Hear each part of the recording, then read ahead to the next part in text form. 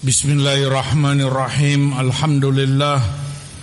Wassalatu wassalam ala Rasulillah wa ala alihi wa sahbihi wa man walah. Amma ba'd.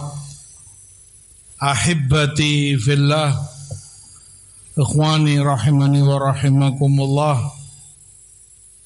Melanjutkan kajian kita Aqidah Raziyain Imam Abu Hatim dan Abu Zur'ah rahimahumullah.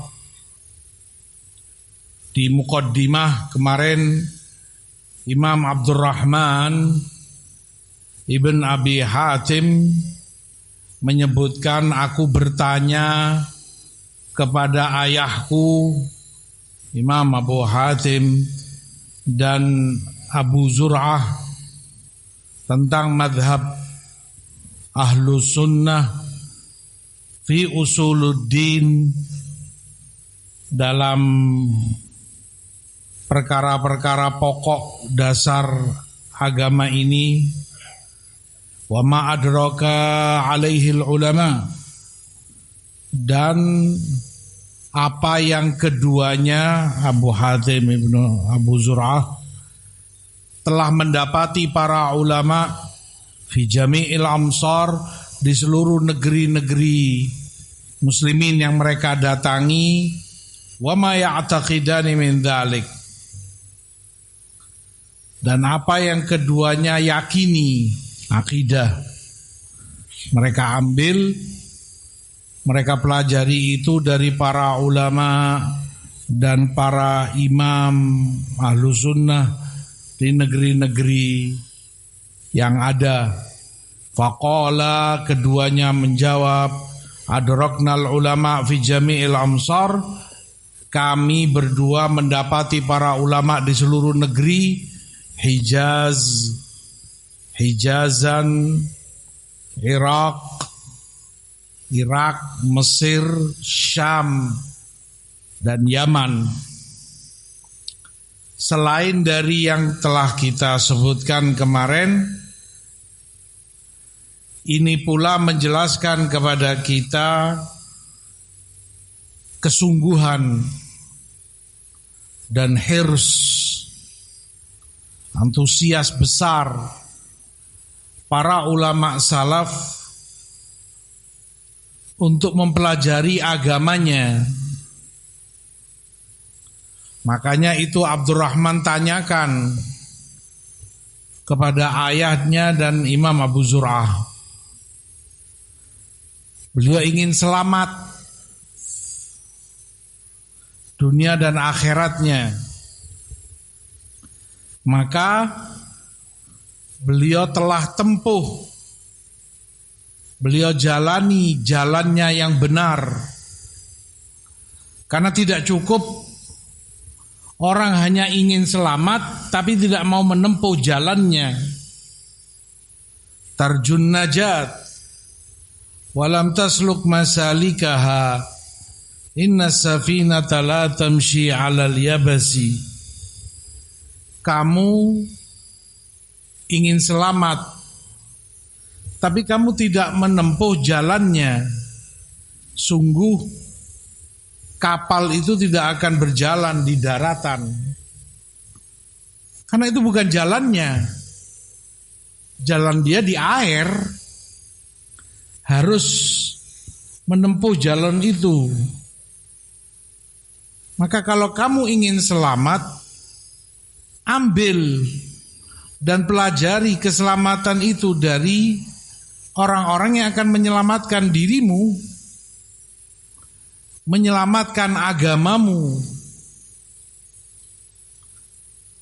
Dalam hal ini dari Ahlus Sunnah, dari salaf yang jelas, bersih iman, akidah, dan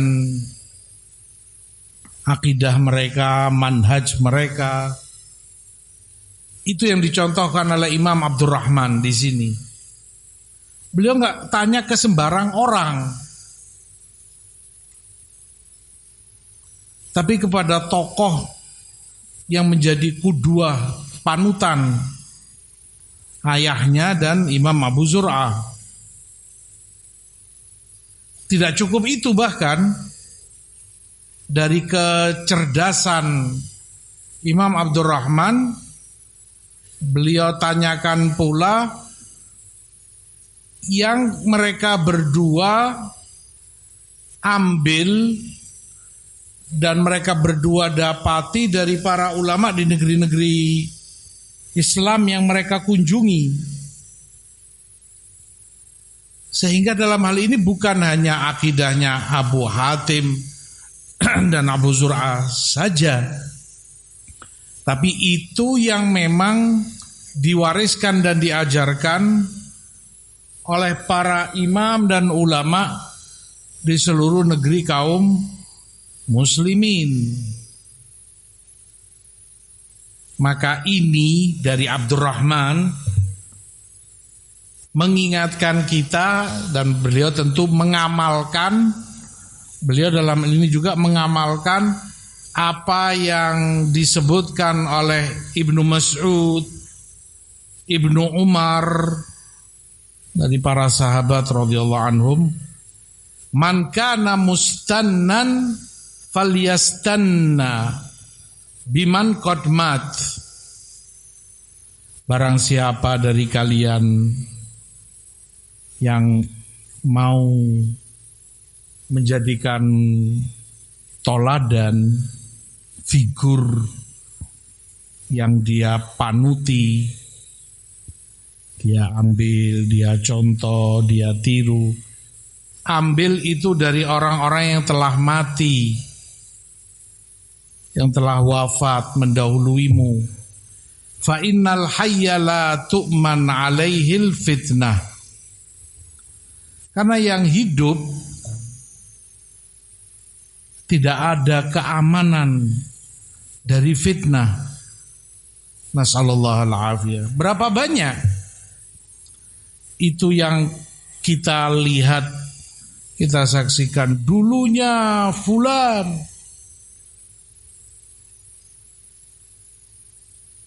telunjuk terarah kepadanya semua. Subhanallah, tergelincir, terpreset dalam fitnah, dalam syubhat, hilang sudah, jatuh kewibawaannya dan kehormatan yang dulunya sempat dia berada padanya. Yang hidup tidak ada keamanan dari fitnah. Ini kecerdasan dan ketajaman fikih Imam Abdurrahman. Beliau tanyakan, apa yang kalian berdua dapati dari para ulama-ulama, para imam-imam yang kebanyakan mereka mungkin telah tiada, karena tobakohnya, levelnya syuyukh, guru-guru Abu Hatim dan Abu Zur'ah di negeri-negeri itu.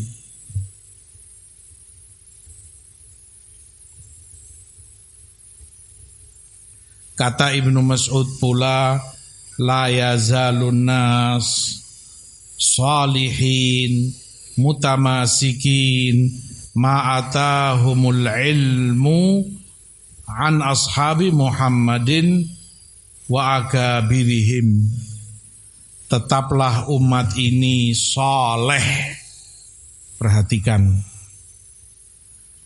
tetap umat ini saleh, baik, mutamasik, kokoh berpegang teguh dalam agamanya selama ilmu mereka, ilmu agamanya datang dan mereka ambil dari para sahabat Nabi dan akabir, ulama-ulama besarnya yang ma'ruf dalam keilmuannya, dalam istiqomahnya. Fa idza atahumul ilmu an asaghirihim halaku. Begitu ilmu itu datang mereka ambil dari yang kecil, yang muda, hancurlah mereka di situ.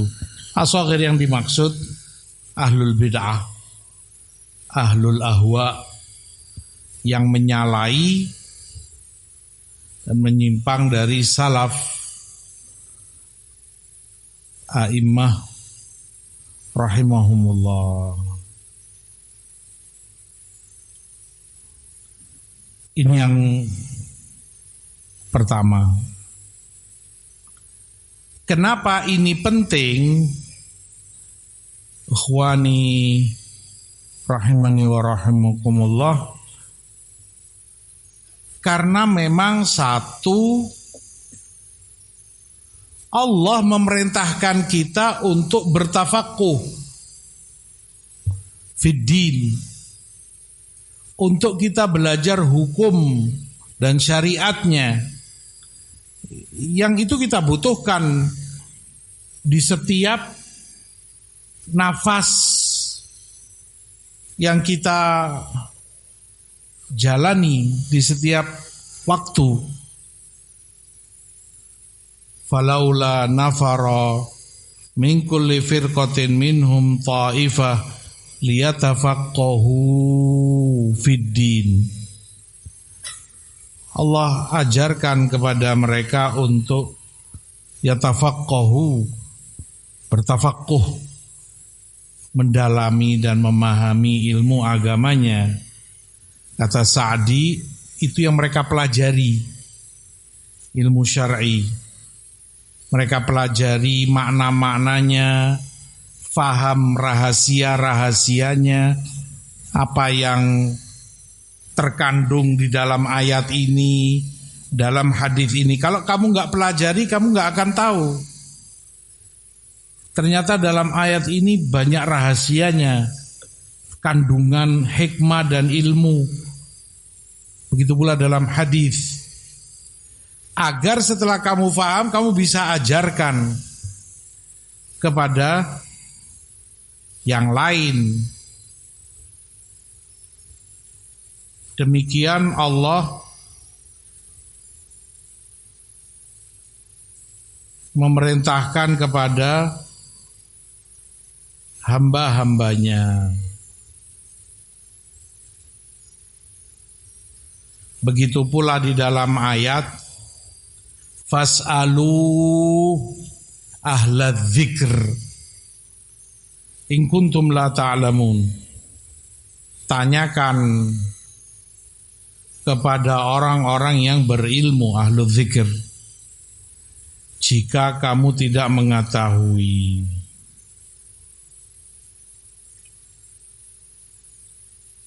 Yang Allah perintahkan untuk dijadikan tempat bertanya ahlu dzikir, enggak semua orang. Itu pendalilannya. Allah enggak katakan tanya kepada siapa saja, terserah kalian. Pokoknya enggak ada. Yang Allah katakan ahla dzikir, orang yang dikenal keilmuannya, diketahui keilmuannya, umum dalam segala masalah agama, baik itu usul maupun furu', perkara-perkara pokok akidah, bahkan masalah-masalah far'iyat, hukum, fikih, ibadah atau muamalah.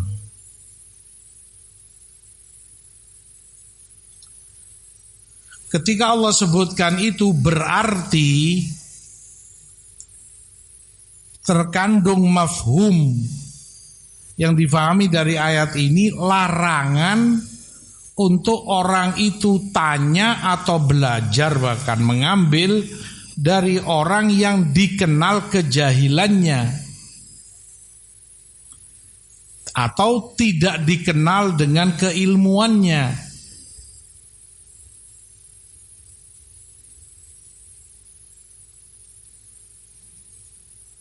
Kata Ibnu Mas'ud, inna ahadakum lan yazala bi khair mattaqallah. kalian tetaplah dalam kebaikan selama kamu bertakwa kepada Allah. Wa idza syakka fi nafsihi syai' sa'ala rajulan 'aliman. Kalau dia ragu tentang sesuatu, dia tanya kepada seorang alim, tersembuhkan dia dari kejahilannya. Wa ausyaka alla tajidu. Tapi aku khawatir hampir-hampir kamu gak akan dapati itu. Seorang alim yang membimbingmu, menjawabmu dengan ilmu.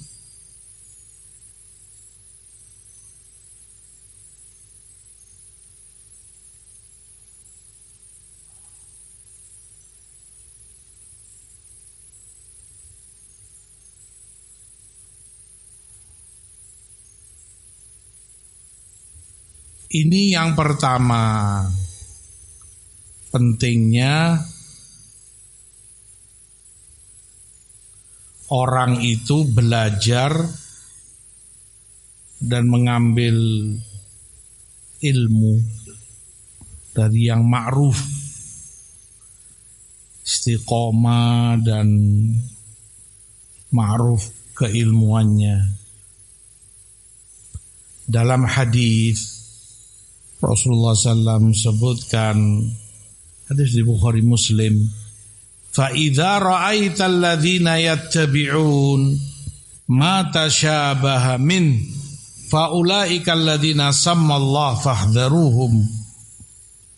Kalau kamu dapati orang-orang yang mengikuti ayat-ayat yang mutasyabihat, dia tinggalkan ayat-ayat yang muhkamat, tidak dia kembalikan yang mutasyabihat itu kepada muhkamat, berarti dia ahluz zaigh, orang yang menyimpang. Maka itu orang-orang yang Allah sebut di dalam ayat. Orang yang di dalam hatinya ada zaigh, ada kesesatan padanya, penyimpangan. Fahdharuhum. Maka berhati-hatilah kamu dari mereka. Di dalam hadis kata Imam Nawawi, hadis ini tahdzir, peringatan keras dari Rasulullah SAW agar orang tidak bergabung, tidak bergaul dengan ahluz zaigh, orang-orang yang menyimpang.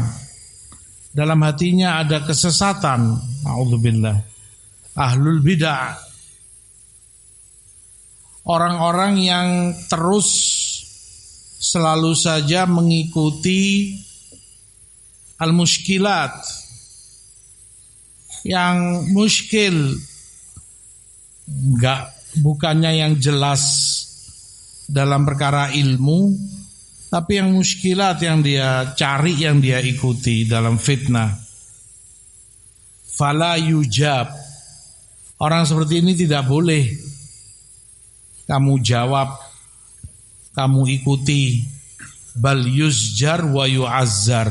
Bahkan kewajibannya yang semacam ini dilarang dan dihukum oleh yang berwenang, pemerintah tentunya. Ini yang pertama. Yang kedua, pentingnya perkara ini, seperti Abdurrahman sebutkan, tanya kepada bapaknya, kepada Abu Zur'ah dan para ulama yang telah lalu sebelum mereka berdua, agar ilmu ini, syariat, ilmu agama ini yang kamu pelajari, kamu dapati tetap dalam keadaan ghaddan tariyan, fresh, seakan kamu petik hari ini dari pohonnya, dari para sahabat, dari Rasulullah SAW. Fresh.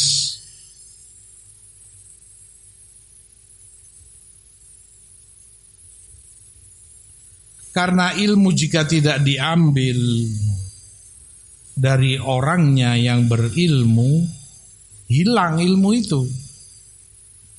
Ilmu yang sesungguhnya, yang hakiki akan lenyap.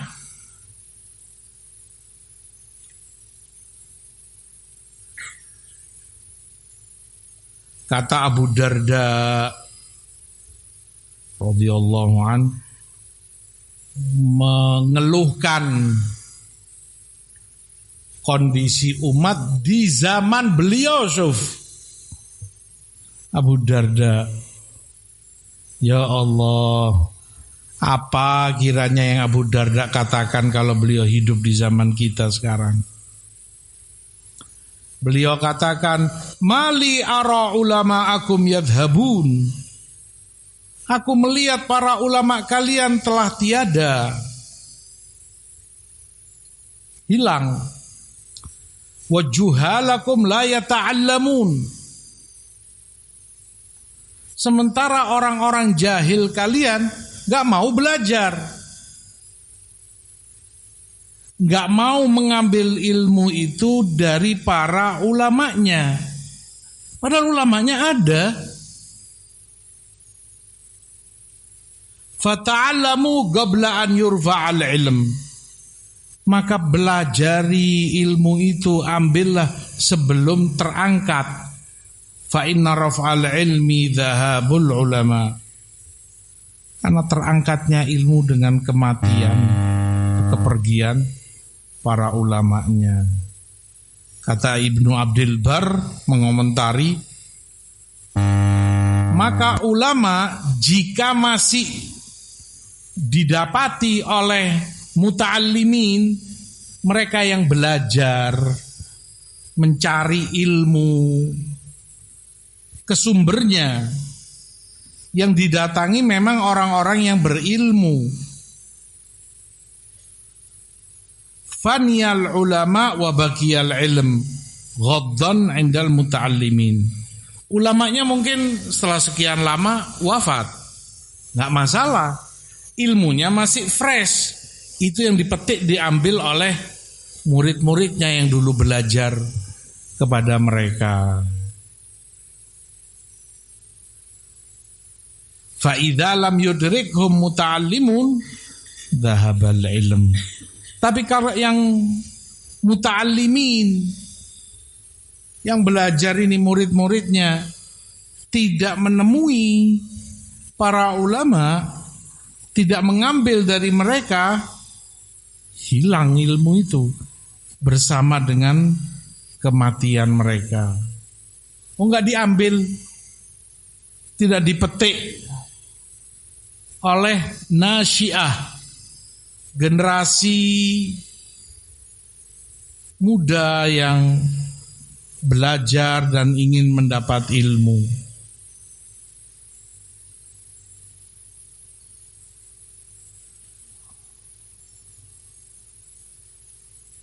Ini perkara yang kedua.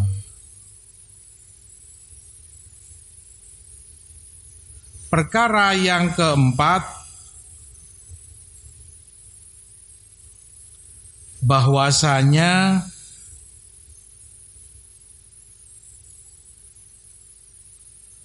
kita manusia ini butuh kepada ilmu jauh lebih besar dari kebutuhan kita untuk makan dan minum.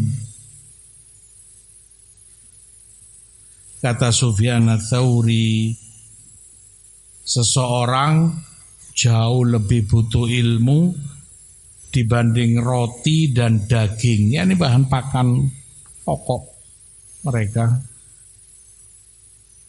Itu paling sehari sekali pun cukup lah, nggak akan kelaparan orang, nggak akan sakit atau ini. Tapi ilmu nggak bisa. Di setiap waktumu, di setiap kondisimu, kamu butuh bimbingan ilmu.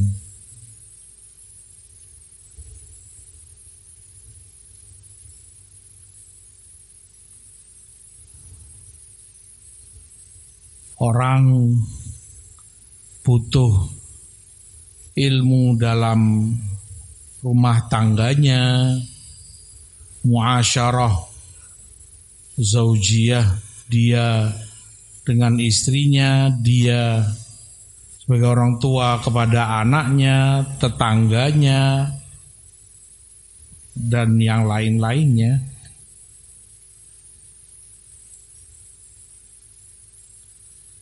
Perkara yang keempat, kenapa ini penting dan Imam Abdurrahman tanyakan kepada ayahnya dan Imam Abu Zur'ah, karena kesalahan dalam bab ini, dalam bab ilmu, akan berakibat fatal. Timbul karenanya banyak mafsadah, kerusakan dan madharat yang hanya Allah yang Maha tahu betapa besarnya, betapa banyaknya.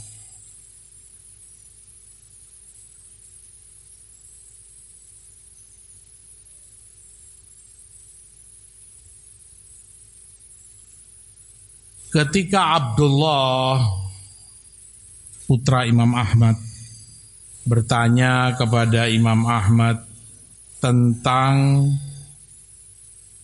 seseorang yang punya kitab, di situ ada hadis Rasul, perselisihan sahabat, tabi'in, tapi dia tidak bisa memilah yang sahih itu yang mana, yang lemah yang mana, apa sebab kelemahannya dia nggak tahu. Karena itu sendiri butuh ilmu. Apa boleh dia mengamalkan apa yang ada di kitab itu yang dia baca? Atau bahkan kalau ditanya dia berfatwa dengan itu? Kata Imam Ahmad, tidak boleh dia amalkan sampai dia bertanya kepada yang lebih berilmu. Mana yang boleh dia ambil dari kitab itu, di riwayat-riwayat itu? Tanya. Ya, berarti belajar. Tanya kepada ahlul zikr, ahlul ilm.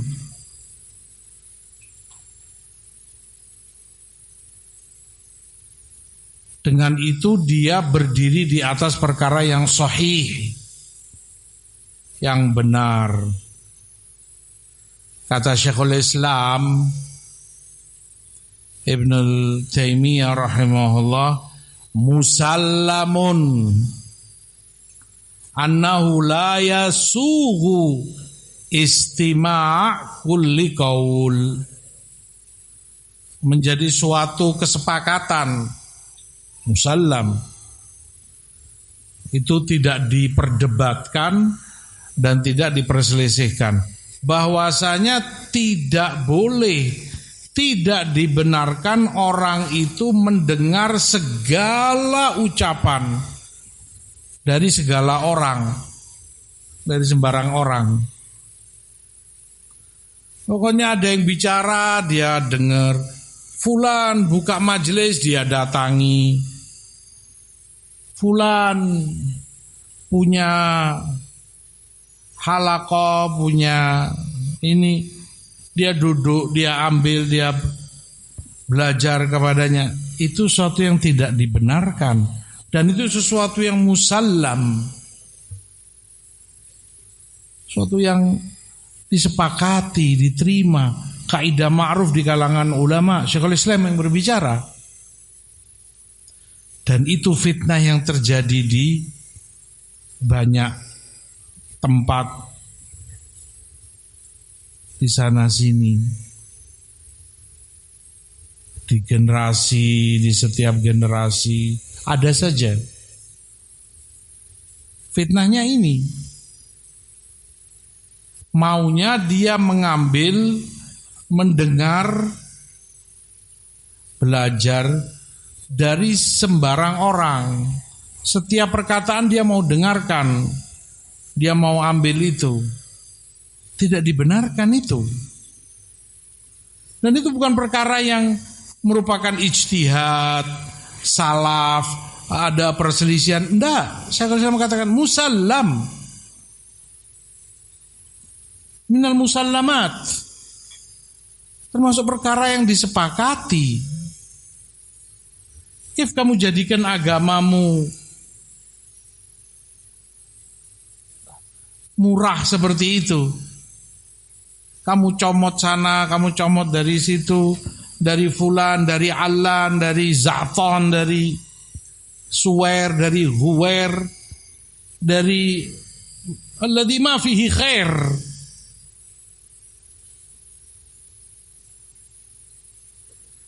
Kesalahan dalam hal ini tidak sama dengan kesalahan dalam perkara duniawi. Kalau perkara duniawi kan paling-paling ya kerugian materi lah. Karena kamu salah dan sembrono, nyari tukang dan anemer, pemborong misalnya, kamu gak hati-hati, gak tanya dulu, gak selektif, udah bangun aja ini. Saya punya proyek ini, bangunan ini. Ngawur. Akibatnya apa ya? Paling-paling ambruk bangunanmu. Hancur, jatuh. Karena gak kokoh, gak kuat. Dia gak ngerti bangunan. Kamu percayakan kepadanya. Kamu yang salah. Itu perkara duniawi, itu sebatas kerugian aja begitu. Nah, ini agamamu berbuntut panjang sampai akhirat kelak.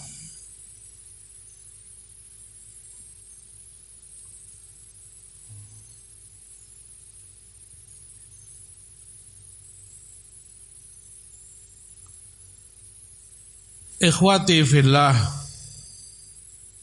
rahimani wa rahimakumullah. Dari situ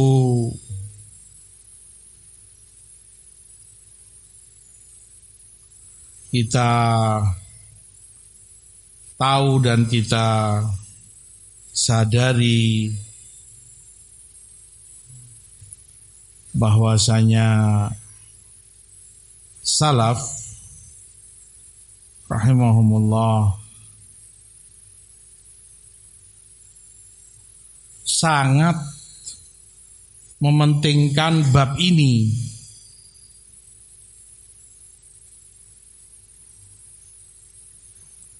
Kata Imam Ibnu Sirin, ma'ruf Imam, dulunya mereka nggak pernah tanya tentang sanad salaf, ya nih nggak ada. Orang menyampaikan qala Rasul langsung didengar betul, orang langsung konsentrasi dan diem, ada mau disampaikan sabda-sabda nabinya. Falamma waqa'atil fitnah qalu samulana rijalakum. Tapi begitu banyak fitnah terjadi, fitnah bid'ah ini, murji'ah, khawarij, qadariyah muncul, rafidhah. Ahlu sunnah menggunakan kaidah ini yang tadi kata Syekhul Islam, musallam. Mereka katakan samulana rijalakum, sebut dari siapa ini kamu dapati, sebutkan ke kami, dari mana kamu dapati ini, siapa gurumu. Fayundaru ila ahli sunnah fayukhadhu hadithuhum. Kalau dilihat itu dari ahli sunnah, diterima hadisnya, riwayatnya. Wa yundaru ila ahli bid'ah fala yukhadhu hadithuhum. Tapi kalau itu ahli bid'ah, mereka tinggalkan, tidak mereka ambil agamanya dari mereka.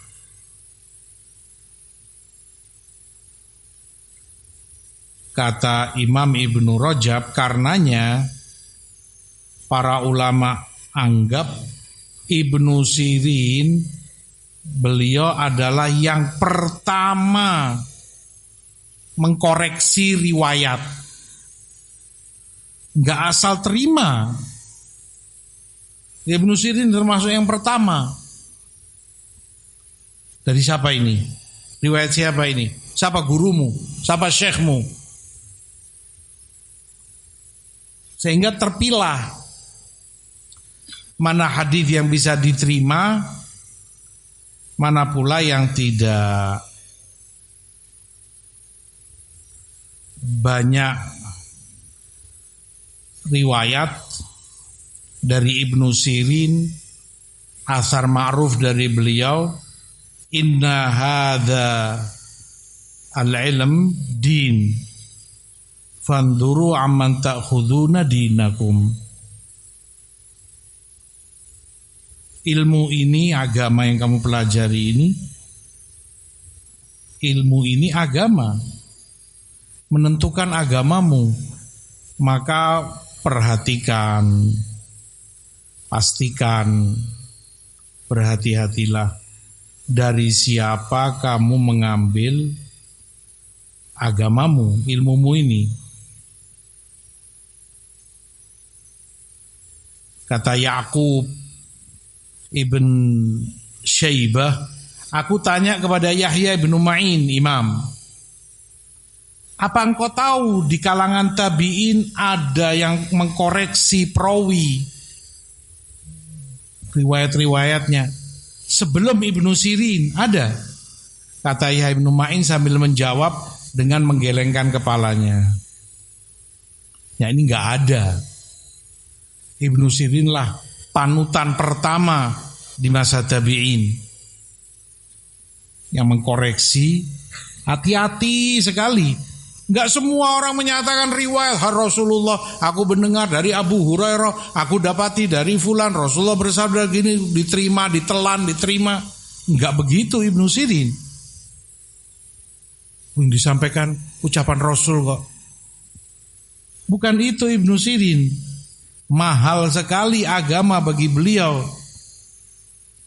Sehingga hati-hati, dipilah, dilihat dari siapa ini, riwayat siapa, gerangan.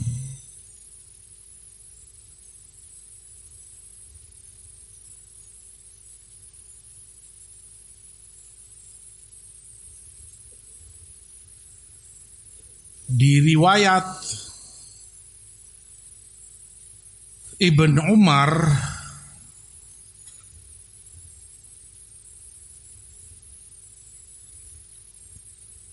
walaupun riwayat ada kelemahannya memang, tapi secara makna ya nih sesuai dengan kaidah tadi.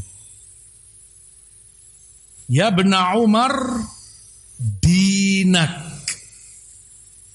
wahai Ibnu Umar, agamamu. Ini pentingkan urusan agamamu. Dinak, diulang 2 kali. Innama huwa lahmuka wa damuk. Agamamu itu darah dagingmu. Artinya itu segala-galanya, modal utamamu. Wandur amman ta'khud, maka lihat dari siapa kamu ambil agamamu.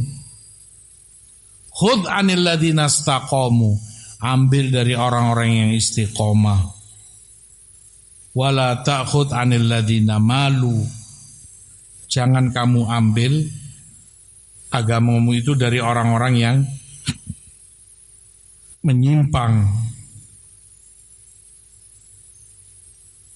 Semakna dengan itu riwayat Anas Ibnu Malik,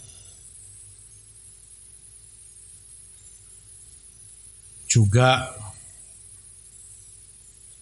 riwayat Ibnu Abbas,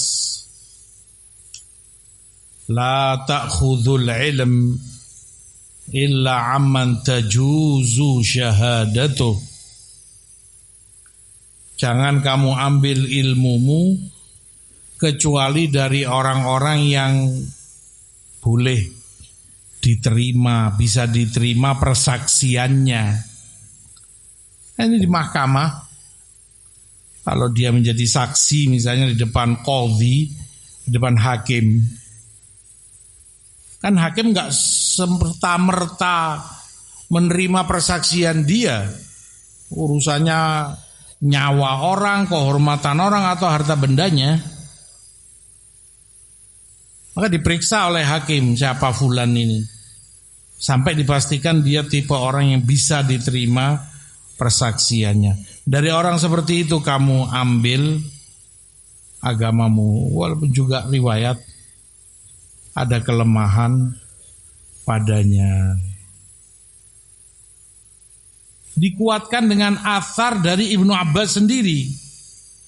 Tadi hadis. Inna hadzal ilma din fanduru amman ta'khuduna dinakum. Kata Ibnu Abbas, ilmu ini agama, maka kamu lihat, kamu pastikan dari siapa kamu mengambilnya. Itu pula disebutkan oleh Abu Hurairah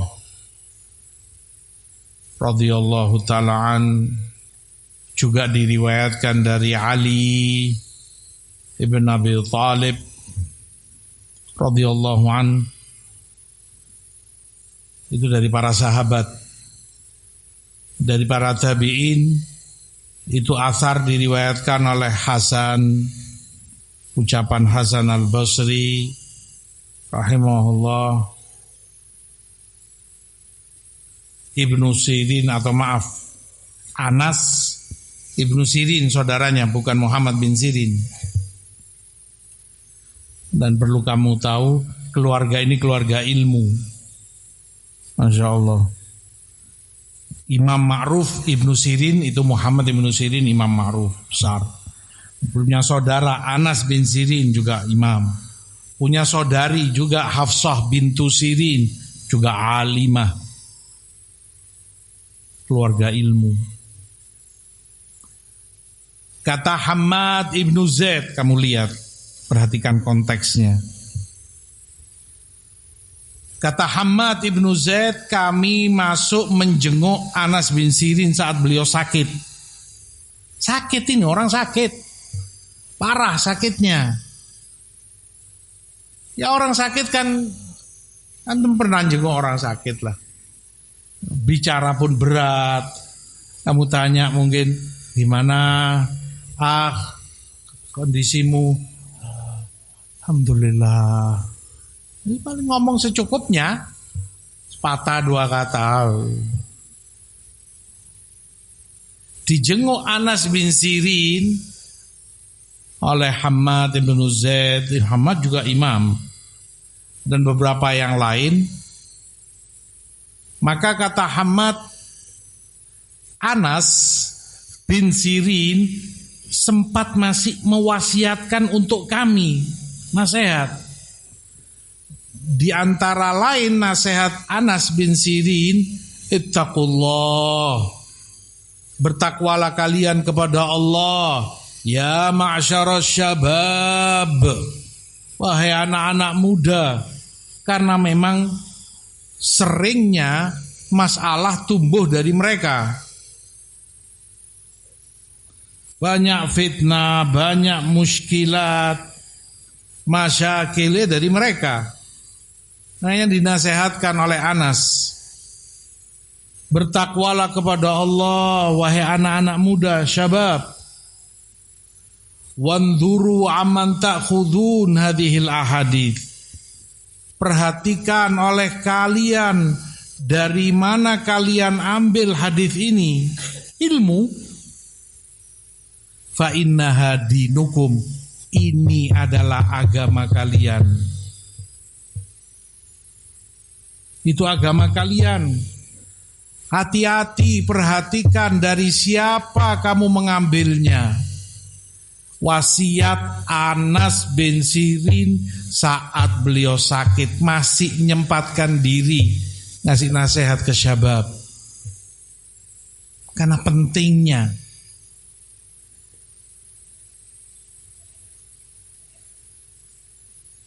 Yang kemudian ironis, subhanallah, di kalangan, ya kembali lagi di kalangan syabab, anak-anak muda, kayak perkara remeh dan alah gitu. Kok terlalu dipersulit, kok terlalu dipersempit. Mereka ingin longgar, mau ngambil, mau belajar dari siapa saja. Anak sakit, masih sempat mewasiatkan itu. Kamu tahu betapa pentingnya dan berharganya itu di mata salaf. Masih sempat beliau wasiatkan itu.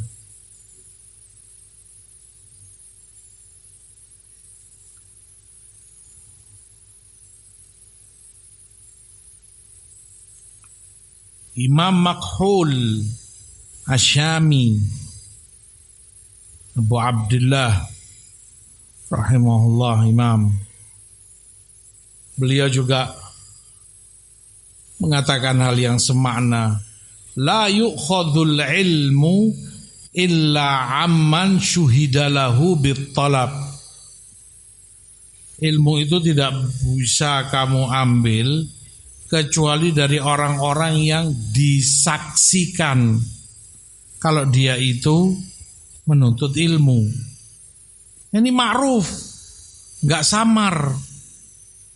Ma'ruf diketahui fulan pernah belajar ke fulan, duduk di tempat fulan, talaki ilmu kepada syekh fulan, alim fulan. Ma'ruf tentang dia menuntut ilmunya. Ma'ruf dia belajar kemana, ke siapa. Dari orang seperti itu, kata Makhul, ilmu itu diambil.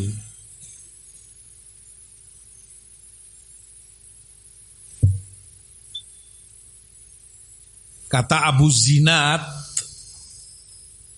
rahimahullah, aku mendapati di Madinah 100 orang.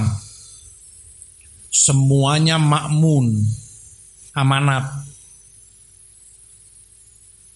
nggak akan curang, nggak akan korup. Kalaupun kamu amanati berapapun banyak uang, 1 rupiah pun nggak akan dia ambil. Amanat. Ma yuqad anhumul hadith yuqal laisa min ahlih. Tapi enggak satu pun diambil ilmu darinya. Enggak ada orang ambil ilmu dari mereka. Kenapa? Laisa min ahli. Dia bukan orang yang berilmu. Naam, dia orang soleh, ya, pada dirinya. Dia orang amanat. Naam. Masya Allah. Kesolehannya mungkin 5 waktu di masjid. Amanatnya enggak diragukan. Tapi untuk kemudian kamu belajar, mendengar apa yang keluar dari lisannya, nggak bisa. Ilmu derajat lebih tinggi dari itu.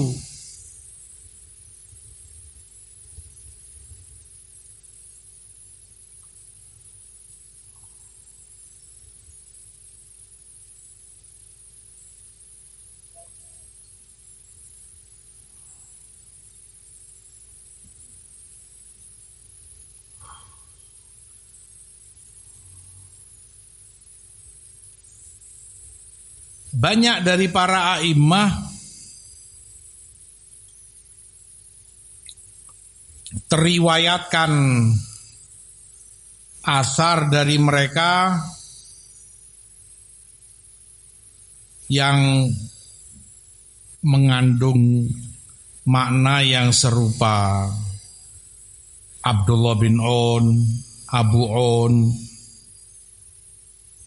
Ibni On, imam ma'ruf di zamannya, Zaid ibnu Aslam, Abdurrahman ibnu Yazid, Abu Utbah Asyami.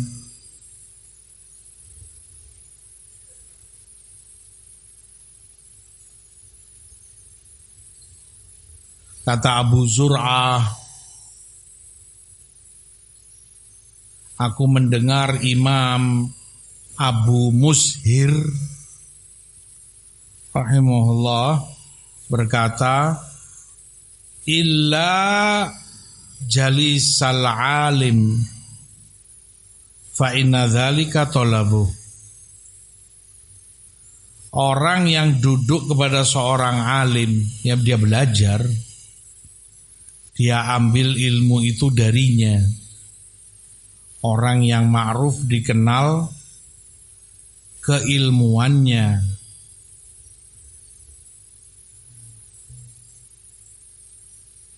Termasuk nasihat Imam Auza'i yang layak ditulis dengan tinta emas. Kata beliau, "I'lamu anna hadzal ilma din." Ketahui, ilmu ini agama. Pentingkan, karena agama. Fanduru ma tasnaun. Maka perhatikan betul apa yang kalian lakukan. Sadarlah apa yang kamu perbuat. Wa amman ta'khudun. Sadarlah dari siapa kamu mengambil ilmu ini. Wa biman taqtadun. Kepada siapa kamu bertoladan. Karena seorang alim toladanmu, qudwah. Makanya kamu ambil ilmu darinya. Karena kamu tahu siapa dia. Waman ala dinikum ta'manun. Ini. Dan kepada siapa agamamu itu kamu amanatkan.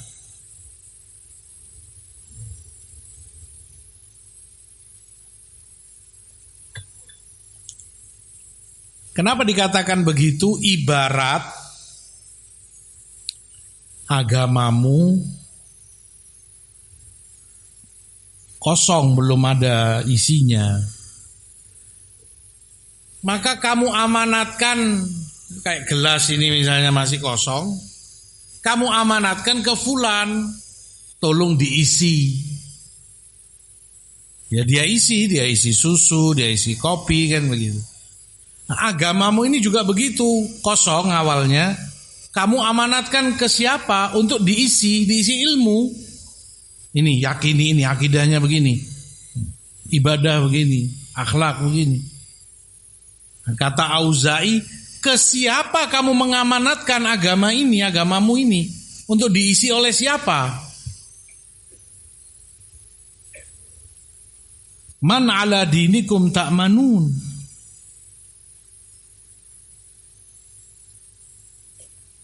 Itu pertanggungjawabanmu di hadapan Allah. Agama. Di riwayat lain, Auza'i katakan, khudh dinak amman tathiqu bihi wa tardha bihi. Maka ambil agamamu itu dari orang yang kamu percaya, dari orang yang kamu ridhoi.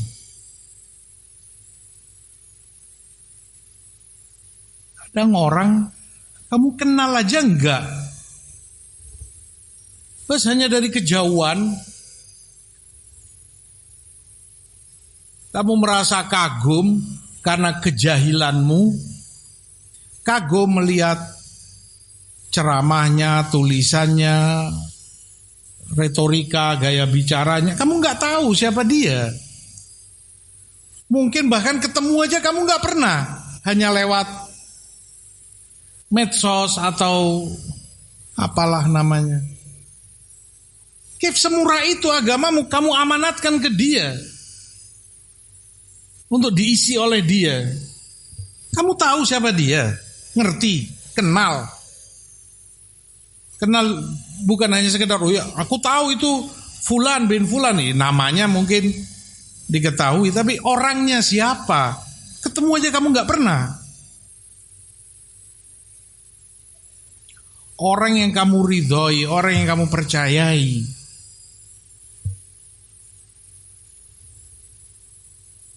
Orang ini, manusia ini aneh. Urusan dunia dia nggak mau rugi. Kalau kamu punya 100 juta, bahkan mungkin kurang dari itu, 50 kah, 10 kah. Siapa yang kira-kira berani ngasih ini ke orang yang hanya dia kenal lewat medsos? Fulan, ana minta nomor rekening antum ya. Buat apa? Ya, aku mau transfer 100 juta, tolong antum putar, antum perdagangkan. Nanti hasilnya kita 50-50. Kira-kira ada yang berani ke orang yang hanya dia kenal di medsos itu tadi? Orang gak akan berani. 100 juta itu keringet dia. Mungkin dia kumpulkan setelah puluhan tahun dia tabung. Gak akan gegabah dia sembarangan ngasih, main transfer begitu aja. Eman-eman dia. Kalau nggak orang yang betul-betul dia kenal, dia tahu seluk-beluknya bagaimana, keluarganya di mana dan seterusnya. Dia tahu betul baru dia berani ini 100 juta. Itu harta dan bagus, begitu memang seharusnya. Tapi jadi permasalahan, agamamu kok lebih murah dari itu. Kamu amanatkan ke siapa? Kata Auza'i rahimahullah.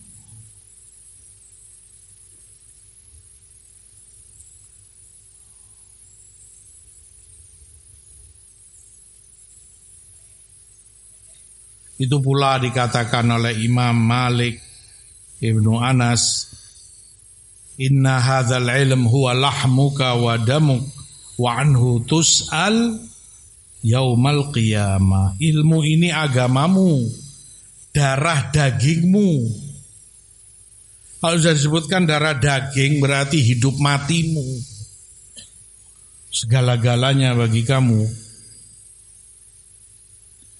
Dan tentang agamamu itu kamu akan diminta pertanggungjawaban oleh Allah di hari kiamat kelak.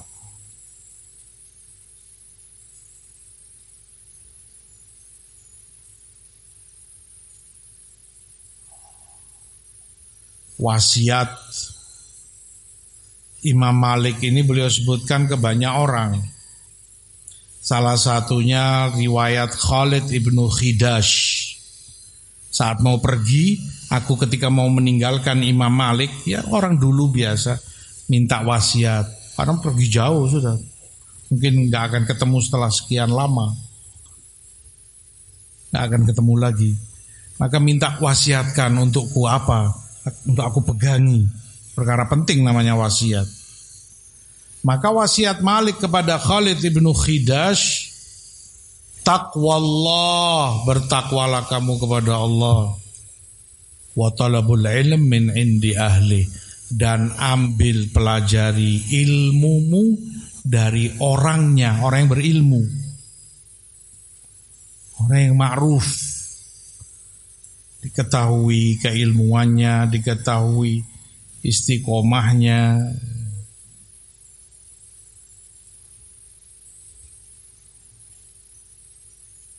Kata Ibrahim Ibnu Yazid An-Nakhai, Imam Ibrahim An-Nakhai, imam besar. Dulu zaman salaf, dulu kalau orang ingin mengambil ilmu seseorang, mereka lihat sholatnya seperti apa, ibadahnya. Mereka lihat gerak-geriknya, tindak tanduknya, bagaimana sehari-hari orang ini. Diketahui mardhi, kok diridhoi orang ini, Masya Allah bagus, akhlaknya, tutur katanya, ibadahnya, istiqomahnya, dilihat dulu. Sudah diketahui, Masya Allah ini, barulah mereka ambil ilmu darinya dulu. Kata Imam Ibrahim An-Nakhai rahmatullahi alaih rahmatan wasi'ah. Kembalikan kepada diri kita dan setiap orang yang mempelajari agama itu, mengambil ilmunya, memasang telinganya, matanya, membaca. Ke siapa? Kamu tahu tadi. Seperti Ibrahim Nakhai katakan, kamu ngerti ibadahnya. Kamu paham tindak tanduknya orang ini bagaimana, sepak terjangnya seperti apa, gerak-geriknya ini itunya. Tadi kebanyakan orang nggak tahu, bas hanya mengandalkan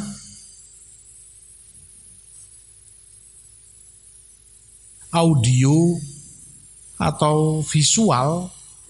Anak melihat di videonya, di TikToknya, di YouTube-nya atau di apanya, bagus kok, Masya Allah. Subhanallah, kamu sehari-harinya ngerti.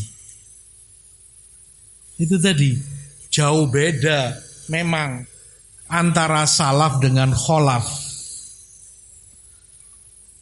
Orang-orang dulu seperti ini, pendahulu-pendahulu kita tolak dan kita salaf ini. Hati-hati sangat urusan agamanya. Enggak gegabah mereka, enggak ngawur. Makanya Abdurrahman kembali lagi, tanyakan itu enggak ke sembarang orang, ke abahnya, karena imam besar Abu Hatim, dan ke Imam Abu Zur'ah. Enggak cukup itu. Dari kecerdasan Abdurrahman dia tanya, apa yang kalian berdua dapati dari para imam, para masyayikh, para ulama di negeri-negeri muslimin yang kalian ziarahi. Sehingga jelas alur ilmunya, sanad keilmuannya jelas. Dari siapa abahnya Abu Zur'ah, ambil dan dapati ilmu itu. Dan itu yang beliau ambil. Yang kelak setelah beliau amalkan, itu pula yang akan beliau wariskan kepada generasi berikutnya. Siapa gurunya orang ini? Siapa syekhnya? Siapa alim yang dia ambil ilmu itu darinya? Jaga dan sayangi agamamu. Seperti kata Imam Malik, itu yang akan kamu pertanggungjawabkan di hadapan Allah kelak di yaumul qiyamah. Kita cukupkan sekian. Wallahu ta'ala alam. Wa sallallahu ala nabina Muhammad. Walhamdulillah Rabbil alamin.